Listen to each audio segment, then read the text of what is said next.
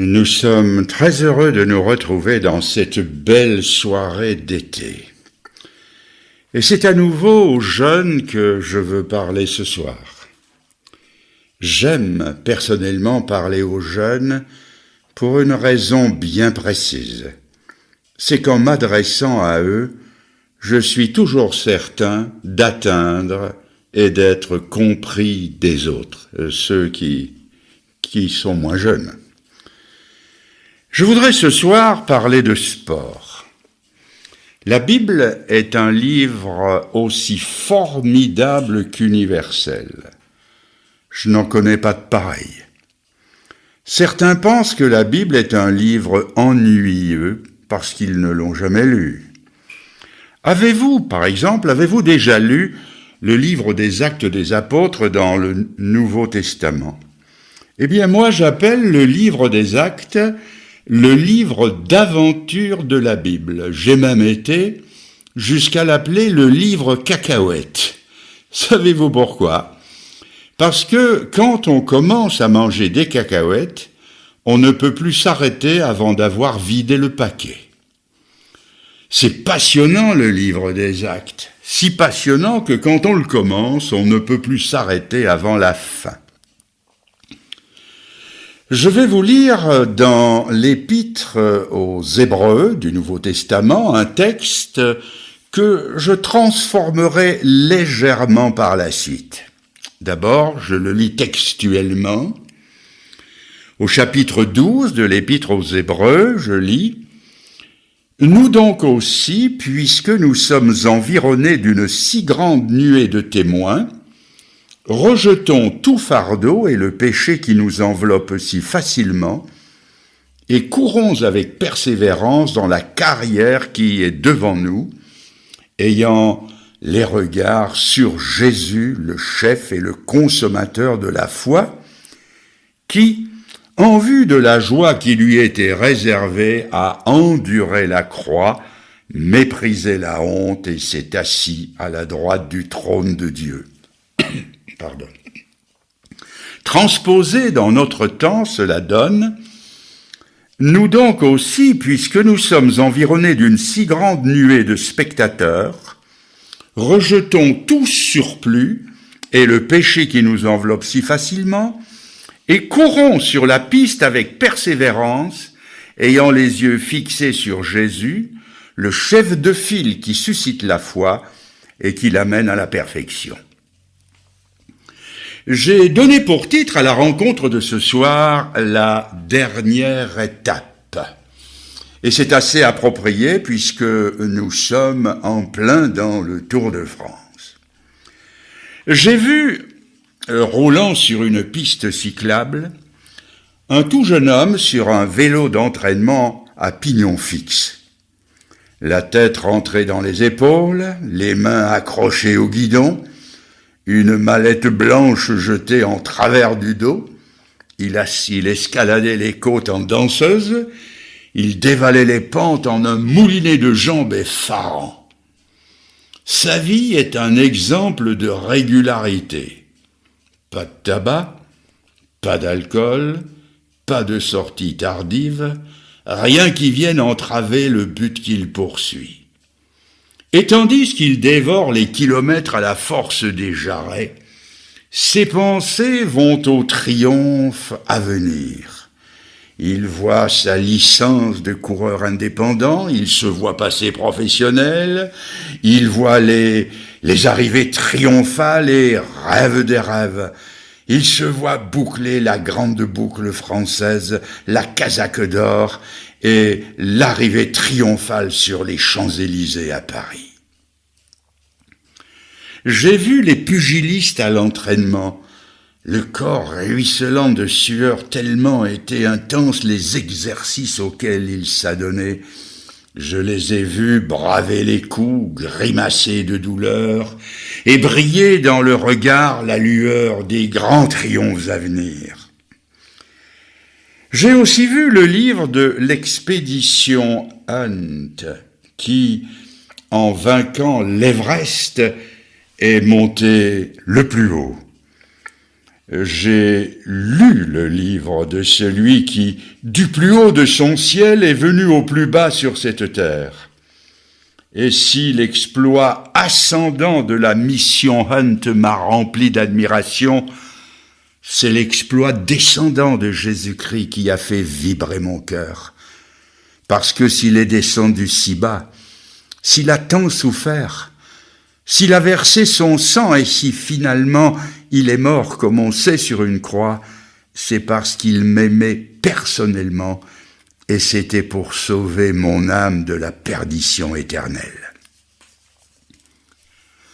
Nous sommes tous d'accord pour dire qu'un Tour de France n'est sûr d'être gagné qu'à l'arrivée de la dernière étape, qu'un match de football n'est sûr d'être gagné qu'au coup de sifflet final, et qu'un match de boxe n'est gagné qu'à la dernière seconde du dernier round.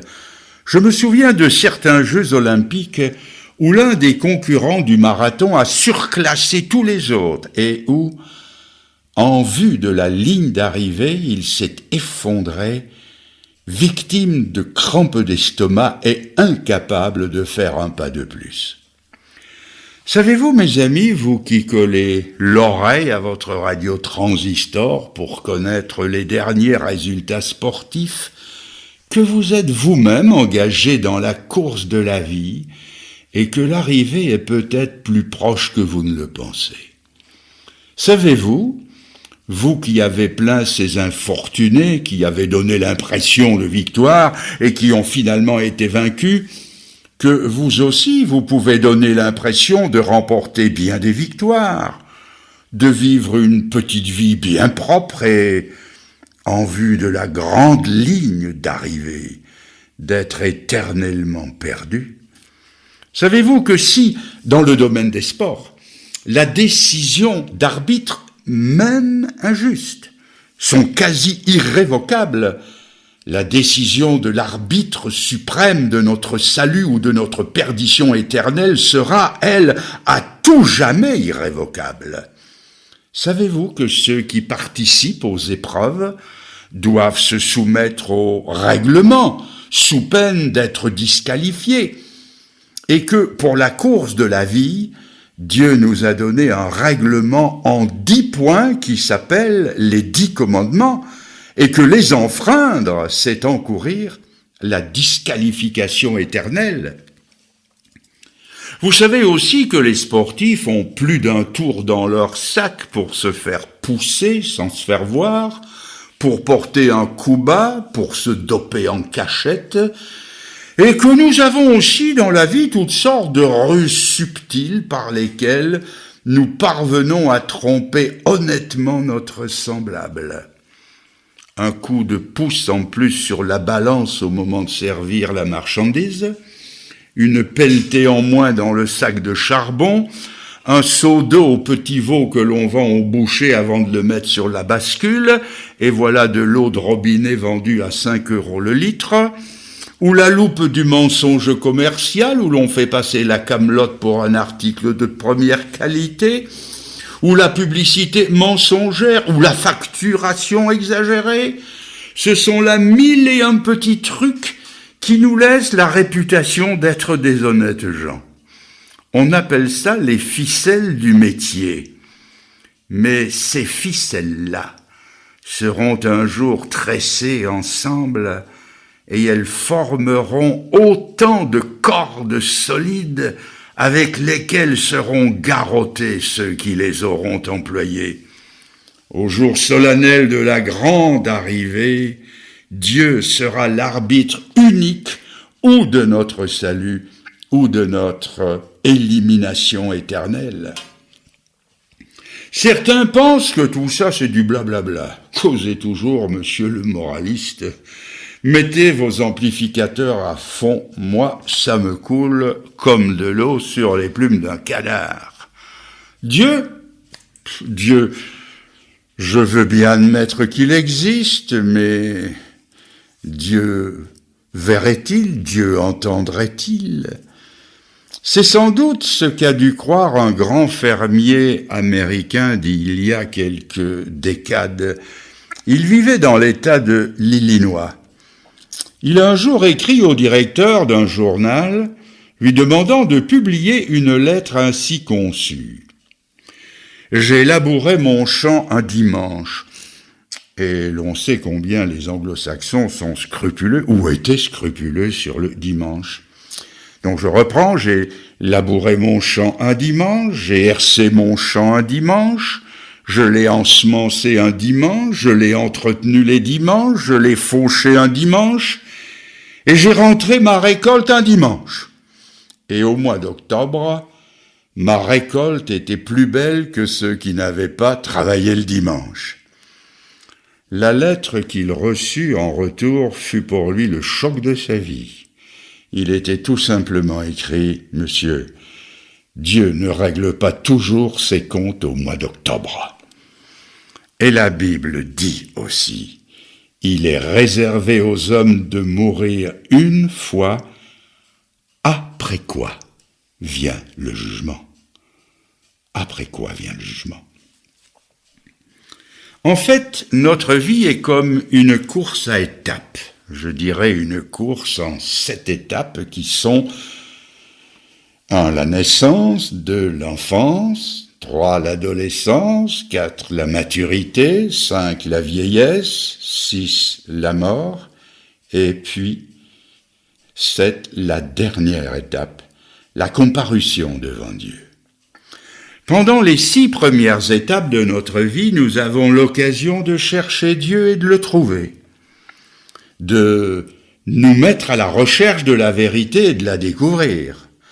Pendant les 6 premières étapes, nous avons l'occasion de nous repentir de nos péchés, de les confesser à Dieu et de les quitter, et d'accepter que Jésus-Christ devienne notre sauveur personnel.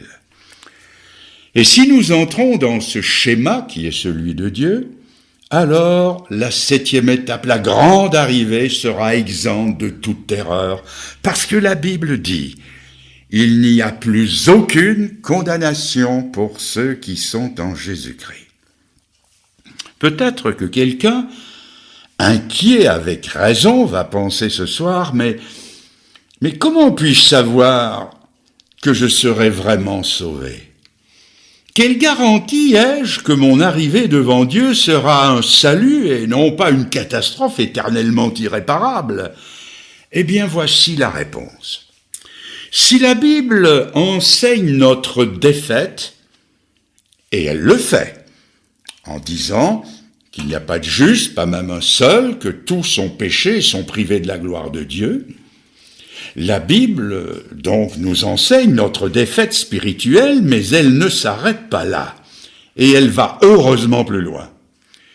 Voyant notre défaite, la Bible ajoute que Dieu nous a envoyé le chef, le capitaine de notre salut. Je souligne, le capitaine. Ce terme, tiré de la Bible anglaise, est dans l'Épître aux Hébreux, chapitre 2, verset 10, et c'est un terme sportif. Dieu nous a envoyé le capitaine de notre salut pour redresser une situation que nous avions compromise. La Bible dit que Dieu n'a pas envoyé son Fils pour qu'il juge le monde, mais pour que le monde soit sauvé par lui. Et l'emplacement où notre capitaine s'est présenté pour rencontrer l'adversaire qui nous avait vaincus, ce n'était pas un stade, ni une piste, ni un ring. C'était un lieu situé en dehors des murs de Jérusalem, appelé la colline du crâne, le Golgotha. C'est là qu'il s'est mesuré à notre adversaire. Et vous allez peut-être penser que la suite du récit est effrayante. Déjà en Gethsémanée, il vacillait. La sueur qui lui coulait de la tête était de sang. Il s'était déjà écrié « S'il est possible que cette coupe passe loin de moi sans que je la boive », et puis lorsqu'il a été cloué à la croix, il a dit « Mon Dieu, pourquoi m'as-tu abandonné ?» Mais ce capitaine dont vous nous parlez ne fait pas figure de vainqueur, mais plutôt de vaincu. Alors, s'il est vaincu, comment peut-il nous donner la victoire ? Voyez-vous, notre conception à nous de la victoire n'est pas celle de Dieu.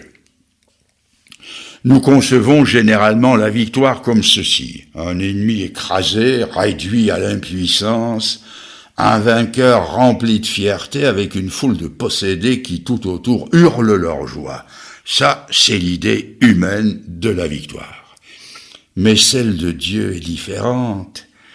C'est celle, par comparaison, de ce pilote anglais de la RAF aux commandes de son jet qui vole à assez basse altitude et tout à coup, c'est la panne. Il peut sauter. Mais s'il saute, l'avion va s'écraser sur une colonie d'une 50aine d'enfants. Et il a le choix entre sauver sa vie et voir 50 enfants périr, ou rester quelques secondes de plus aux commandes de l'appareil et le piloter loin de la colonie d'enfants et périr. Et c'est ce qu'il a fait. Sa mort a été le salut pour les 50 enfants. C'est cela la victoire de Dieu. La Bible dit que le salaire du péché, c'est la mort. Or, nous avons péché, donc nous méritons la mort. Mais Jésus-Christ est venu. Il a pris nos péchés à son compte et il en a subi la peine à notre place. C'est ce que veut dire ce texte. Il est mort pour nous. La dette de nos péchés étant payée, ceux qui étaient en proie à Satan, au péché, à la chair, sont ravis à leur étreinte. Les prisons brûlantes de l'enfer se vident de leur contenu d'âmes précieuses. Et Satan, notre ennemi à tous, voit des âmes ayant une valeur éternelle lui glisser des mains et trouver refuge dans celui qui a eu les bras étendus sur la croix. C'est cela la victoire de la croix. Mais la mort de Jésus-Christ, ce n'est que la moitié de la victoire. La Bible nous dit que non seulement Jésus est mort, mais qu'il est ressuscité, c'est-à-dire que la mort n'a pas été capable de le retenir. C'est l'événement stupéfiant des siècles. La pierre du tombeau a roulé, les disciples sont entrés pour constater que le tombeau était vide. Le Seigneur est vivant, et où est-il ? Eh bien, il est là, à la droite de Dieu. Il intercède pour nous, dit la Bible, et nos noms, les noms de ses rachetés, ces noms-là sont écrits, gravés dans son cœur. Voici une comparaison. Le souverain sacrificateur du peuple juif, aussi appelé le grand prêtre, lorsqu'il se présentait devant Dieu, portait un pectoral sur la poitrine. Et sur ce pectoral, ce vêtement appelé pectoral, il avait gravé les noms des 12 tribus d'Israël. Il portait Israël sur son cœur devant l'Éternel. Eh bien, Jésus-Christ ressuscité est devant Dieu notre représentant, comme l'était le souverain sacrificateur d'Israël. Et il nous porte sur son cœur, si bien que quand Dieu regarde son Fils aujourd'hui, il voit nos noms. Quand Dieu regarde votre orateur aujourd'hui, il voit le cœur de son Fils. Quand il regarde cet être coupable et insignifiant que je suis, il ne peut le voir qu'au travers du sang de son Fils, duquel il est dit, le sang de Jésus-Christ nous purifie de tout péché. Oui, le Sauveur a avec lui dans le ciel une longue liste de noms. C'est la liste de tous les engagés de tous les siècles qui, un jour, se sont convertis à lui. À la Pentecôte, il y en a eu 3000, et puis 5000. Et puis, au cours des siècles, des multitudes d'hommes et de femmes se sont tournés vers lui et plaisent à Dieu qu'aujourd'hui, parmi ceux qui sont ici, il y en ait qui se tournent vers le Seigneur et qui l'acceptent comme leur sauveur bien à eux.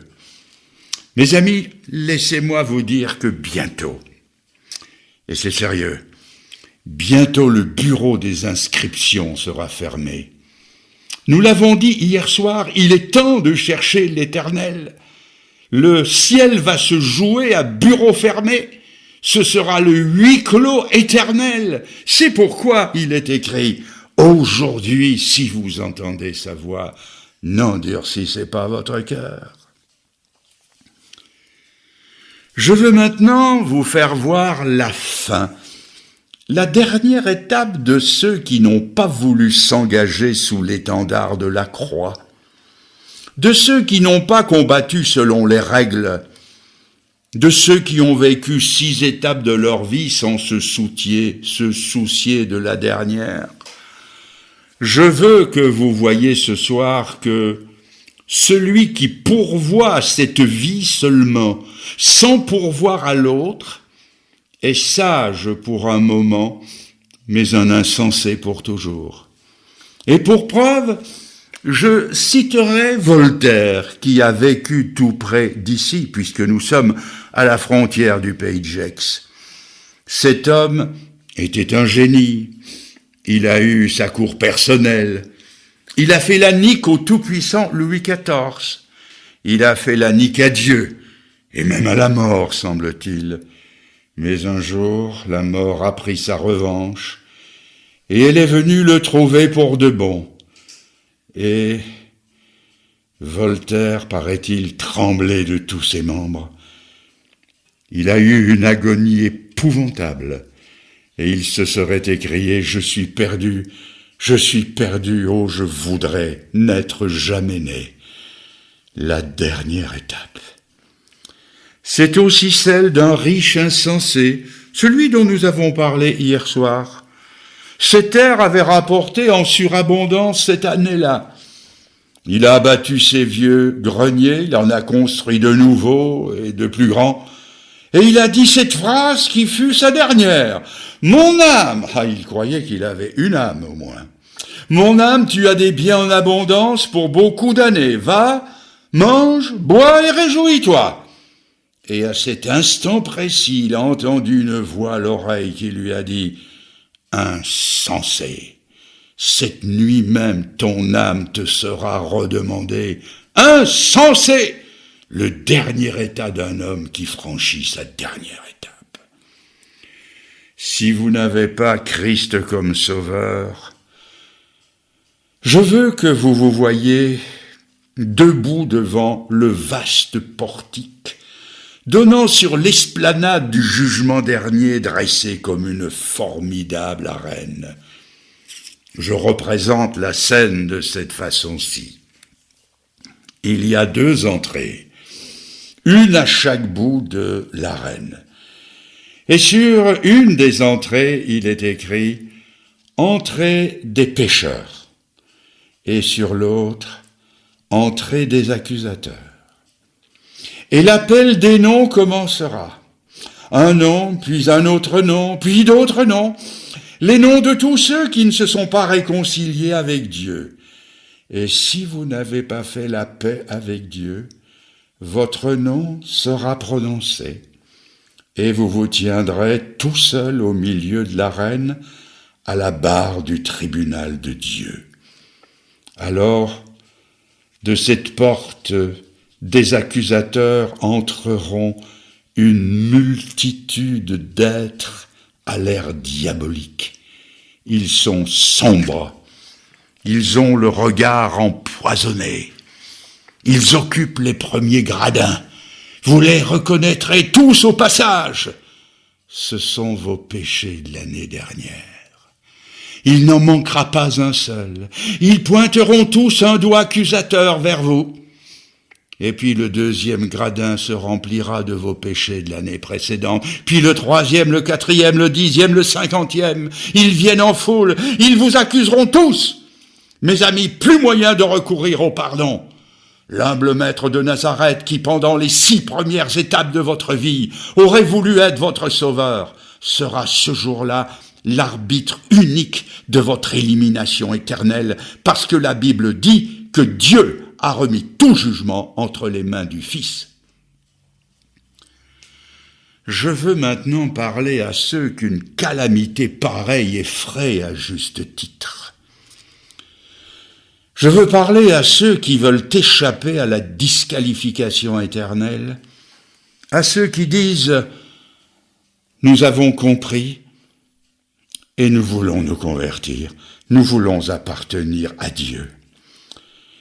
J'aimerais que vous n'alliez pas trop vite dans cette décision, car je veux que vous soyez au clair et que vous sachiez en quoi consiste la course chrétienne.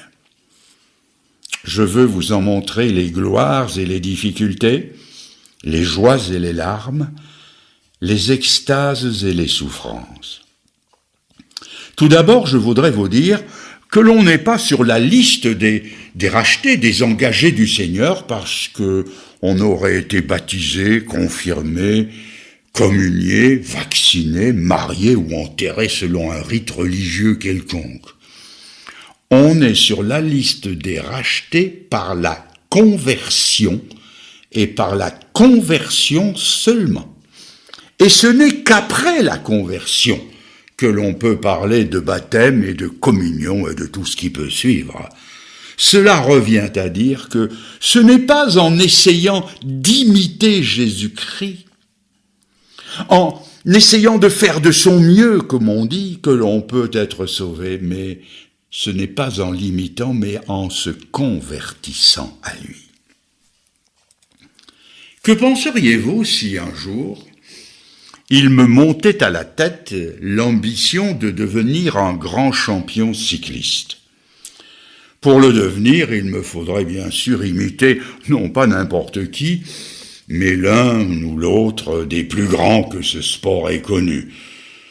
Un Raymond Poulidor, un Jacques Anquetil, un Eddy Merckx, un Miguel Indurain ou un Lance Armstrong. Arrêtons-nous. Alors j'arrête mon choix sur ce dernier. Comme me parlant à moi-même, je me dis, tu vas imiter Armstrong l'Américain. Bien sûr, je vais l'imiter d'aussi près que possible. Je vais faire de mon mieux. Et je commence par suivre un régime pour perdre quelques kilos. Puis je vais me faire de la chirurgie esthétique pour ressembler à Armstrong. Je me fais ôter quelques années de ma date de naissance. On me refait dans la chirurgie esthétique, on me refait le nez, les joues, le menton, je me fais repiquer des cheveux que je me fais teindre, je change mon nom et ma nationalité, et je me fais appeler Lance Armstrong, et j'apprends son accent, l'anglais avec l'accent américain. En supplément, je prends le vélo d'Armstrong, j'enfile le maillot d'Armstrong, les souliers, le dossard, le numéro de dossard d'Armstrong. Enfin, je ressemble à Armstrong comme une goutte d'eau peut ressembler à une autre goutte d'eau. Et je me présente pour une grande classique, appelons-la la nouvelle grande classique Genève-Besançon. Et bien sûr, comme vous êtes tous des supporters de l'Armstrong que je suis, vous allez vous poster au col de la Faucille, non loin du départ, là où la rampe est assez dure, et vous venez pour m'acclamer, moi, l'alias Armstrong. Arrivent les voitures officielles, les motards, et enfin, voilà le peloton qui se pointe et vous dites « Il va passer en tête ». Et en effet, en voilà un qui passe, mais c'est pas lui. Puis un deuxième, puis un troisième, puis tout le peloton passe et toujours pas d'Armstrong. Vous vous dites, mais qu'est-ce qui se passe? Mais où est-ce qu'il est passé? Et vous attendez 1 minute, puis 2, puis 5, puis 10, un quart d'heure. Vous dites, mais c'est pas possible, il a crevé. Non, il n'a pas crevé, il l'est. Et enfin, vous voyez quelque chose de qui arrive, une sorte d'escargot, un grand escogriffe qui pousse sur les pédales avec des allures d'hippopotame, la tête au niveau du moyeu de la roue avant, tirant une langue comme ça. Qui est-ce? Eh bien, c'est moi, alias Armstrong. Vous avez compris que ça ne sert à rien de vouloir imiter Armstrong. J'ai beau faire, je n'arriverai jamais à rien.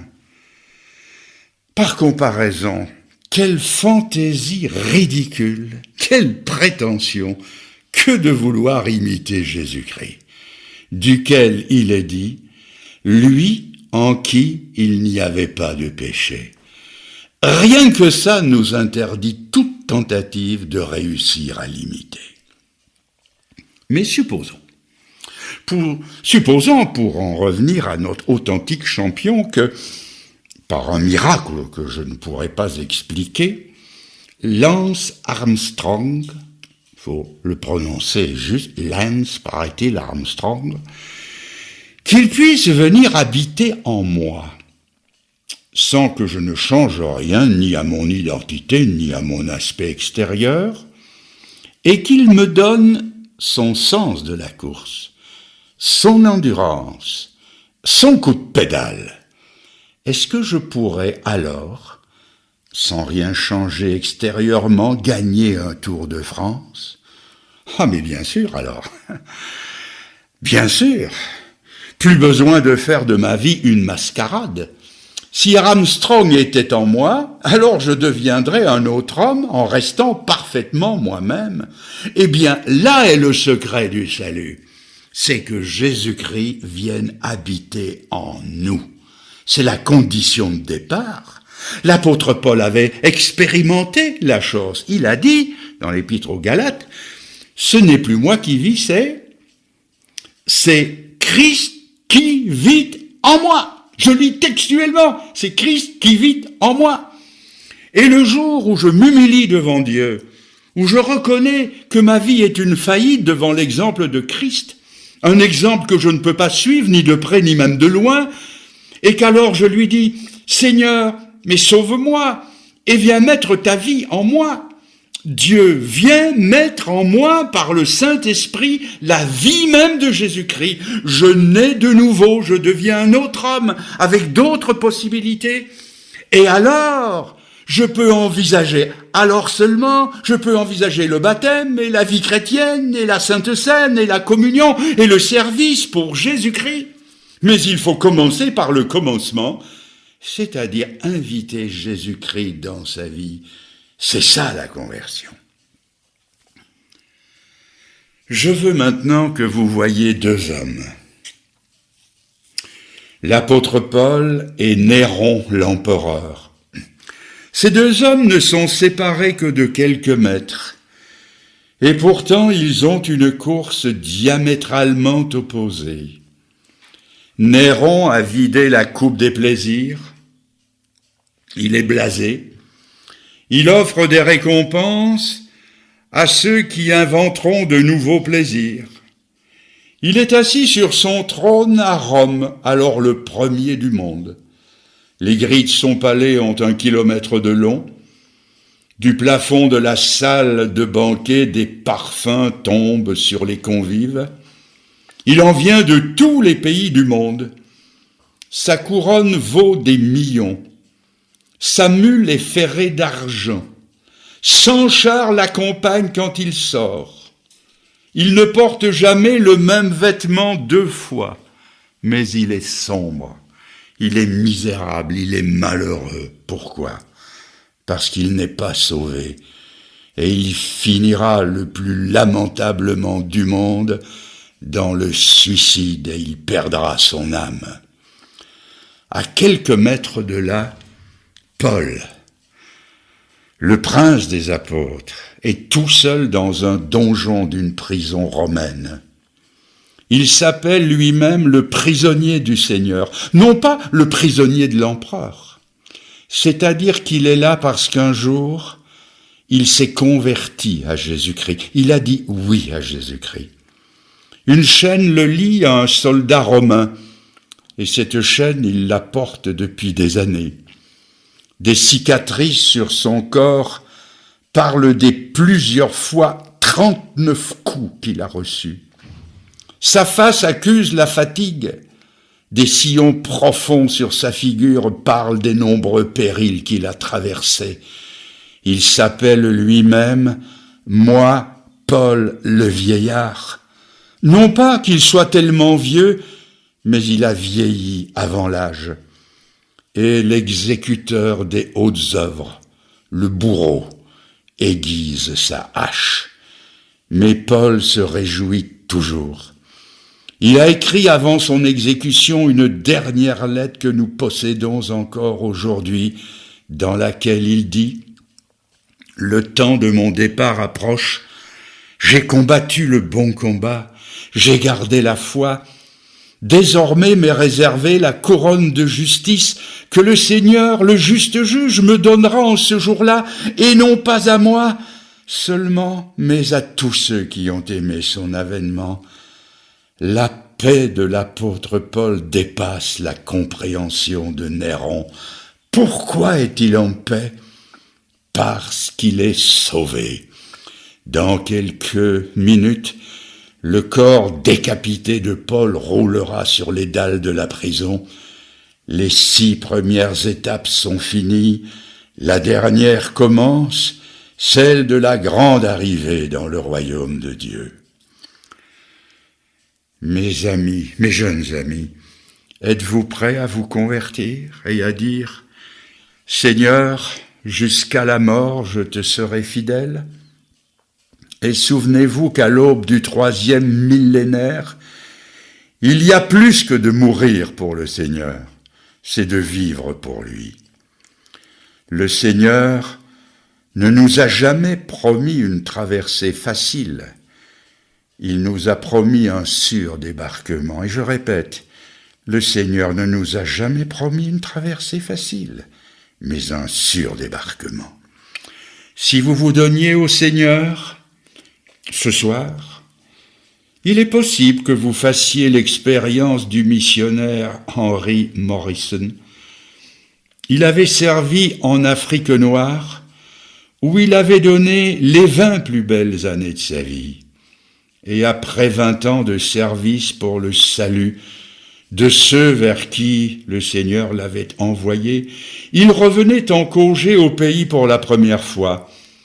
Et sur le même bateau, il y avait Teddy Roosevelt qui rentrait d'Afrique lui aussi après une partie de chasse au lion. Et quand le navire est arrivé en rade de New York, toutes les sirènes se sont mises à hurler. Les quais étaient noirs de monde, de gens qui venaient saluer le tueur de lions. Mais lui, le missionnaire de Jésus-Christ, qui avait donné 20 ans de sa vie, il n'y avait personne pour l'attendre. Il en ressentit de la tristesse dans son cœur. Et c'est alors qu'il entendit comme une voix qui lui susurrait à l'oreille « Courage, Henri, tu n'es pas encore arrivé à la maison. » Et il eut comme une extase. Devant ses yeux, les gratte-ciels de New York s'estompèrent. Le bruit des sirènes s'assourdit. Il se vit entrer dans la gloire. Les portails éternels s'ouvrirent. Il entendit les trompettes qui sonnaient, l'appel des noms, et puis un nom. Henry Morrison, présent. Bien fait, Henry Morrison. Tu as été fidèle en peu de choses. Je t'établirai sur beaucoup. Entre dans la joie de ton maître. La dernière étape. Mes amis, j'ai manqué plus d'un rendez-vous dans cette vie. Mais par la grâce de Dieu, je suis déterminé de ne pas manquer celui-là. Le Seigneur prend des engagements ce soir. Voulez-vous le recevoir? Faites-le dans la minute qui va suivre. Nous allons avoir un moment de recueillement, une minute de silence, nous appelons parfois ça une minute de vérité. Et pendant ce silence, je vous demanderai de lui parler. Ne lui récitez pas une prière, il connaît toutes ses prières par cœur, mais simplement laissez parler votre âme et donnez-vous à lui aujourd'hui pour qu'il vous sauve d'une part et pour qu'il renouvelle votre vie d'autre part. Faites-le avec les mots de chaque jour, faites-le silencieusement, intérieurement, intensément, mais donnez-vous à lui. Que Dieu vous bénisse et vous aide. Recueillons-nous à présent. Les paroles que je vais dire lentement, vous pouvez peut-être les répéter, les lui répéter avec le cœur. Dites-lui simplement, Seigneur Dieu, tu as parlé à plusieurs cœurs ce soir, et nous croyons que plusieurs se sont décidés pour toi. Seigneur, c'est aussi ma prière personnelle, veuille les accueillir selon ta promesse. Donne-leur le Saint-Esprit pour les convaincre intérieurement qu'ils sont devenus tes enfants. Et à côté de cette conviction intérieure, donne maintenant la puissance pour vivre une vie désormais différente, une vie qui te plaît, qui t'honore, une vie de progrès, une vie de victoire. Au nom de Jésus-Christ. Amen.